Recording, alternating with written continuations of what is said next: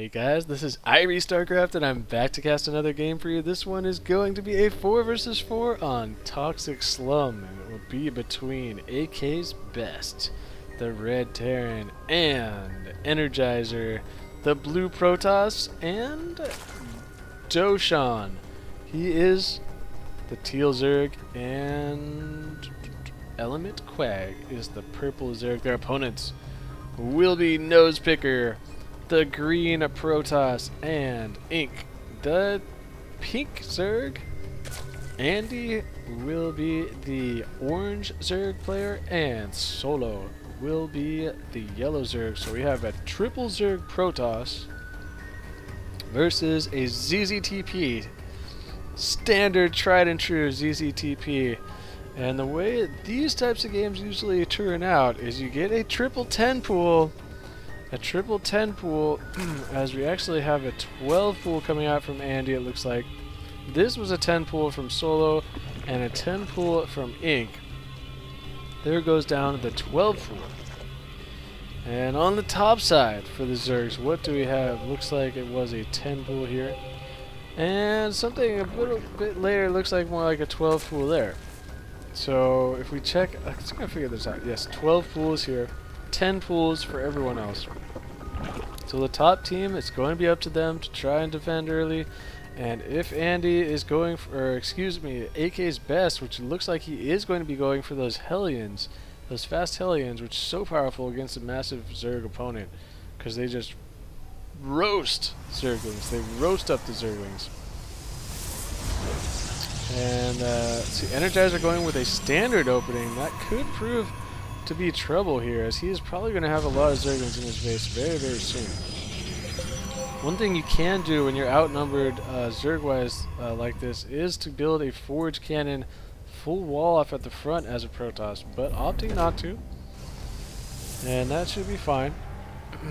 As it looks like they were playing against randoms, because we do have, looks like Energizer didn't know that there was going to be 3 Zergs. And yeah, I was going to say, I was criticizing his opener, and now he's like, oh crap, oh crap. So he's getting an extra gateway very quickly and going to be getting a bunch of zealots out. Hopefully he will be getting some zealots out here. As now aksbest has been allowed to make his, or he is moving his barracks back to make this reactor, and with this wall off at the front, he is going to be able to do that unharassed. The probe from NosePicker, it does not look like will be able to get in here and delay this reactor swap, as that is exactly what he wanted to do, but he's going to need Zergling help to try and do that. Meanwhile, there is a massive Zergling battle going on here. I'm going to switch to team colors so we can tell who is whose Zerglings. And Quag and dOuGHShAuNNN are going to be in trouble with the down 1 Zerg player, so what they're trying to do is just delay this as long as possible. You see him poking away, running away, poking and running away.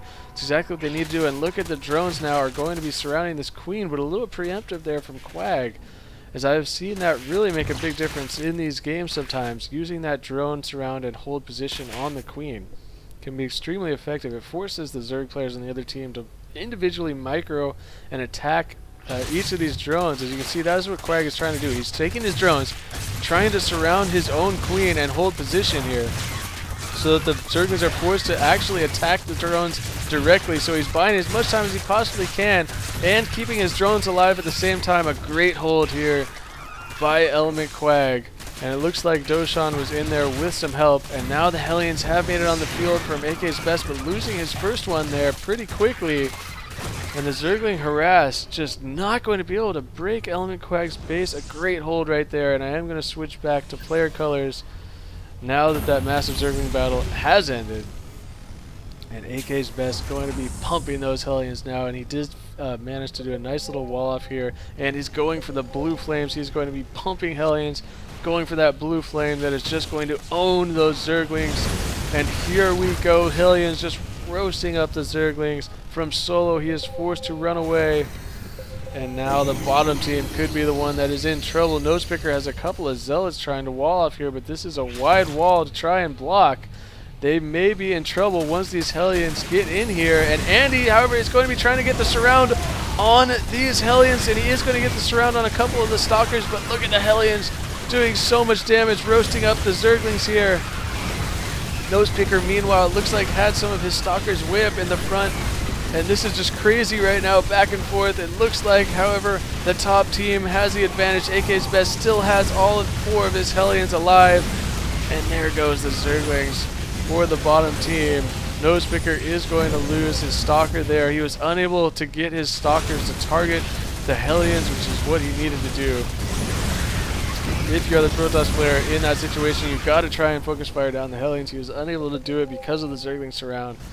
And now Energizer, oh, he has thrown down a proxy pylon inside the back of NosePicker's base. And I don't know how long that's been there, but now NosePicker is in huge trouble. And Retro, here comes the Zerglings to finish that off. So it looks like NosePicker's base is completely screwed now. There goes the Nexus, and at the same time, it looks like, oh, it looks like this depot was down for a second, and Andy might have been able to get in there, but he did not make it up in time. And that is going to spell disaster here, as Energizer has a really nice setup going in his base, considering. And we did get a force field down to keep those Zerglings out.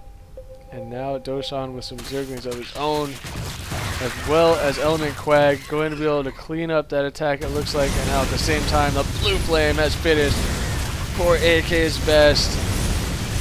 And it's time to roast up this queen. And now going to go ahead and let the Zerglings finish that off. And meanwhile, oh man, look at how fast these Zerglings are dying. Oh boy, 19 kills on that Hellion. Oh man, I'm scared to check all the kills on these Hellions right now. I think I picked the right one to begin with, as Solo has now GG'd out. And oh man. Very well played from the top team. It looks like that is going to be game though. And a nice job by aksbest with his Hellion swap here.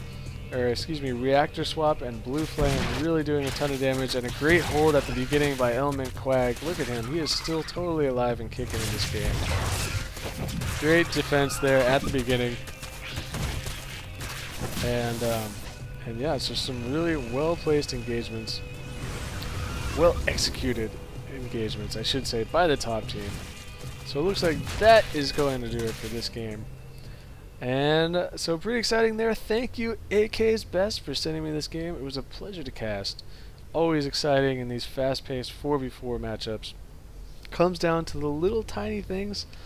And I think the fact that they attacked Quag, I mean, normally if trying to single out one Zerg player at the beginning can be pretty effective. Quag had no spine crawlers or anything. He just used a nice hold position on the drones to buy as much time as he possibly could. And it paid off. So pretty exciting there, and that is going to do it for me. This is IrieStarcraft, and peace out.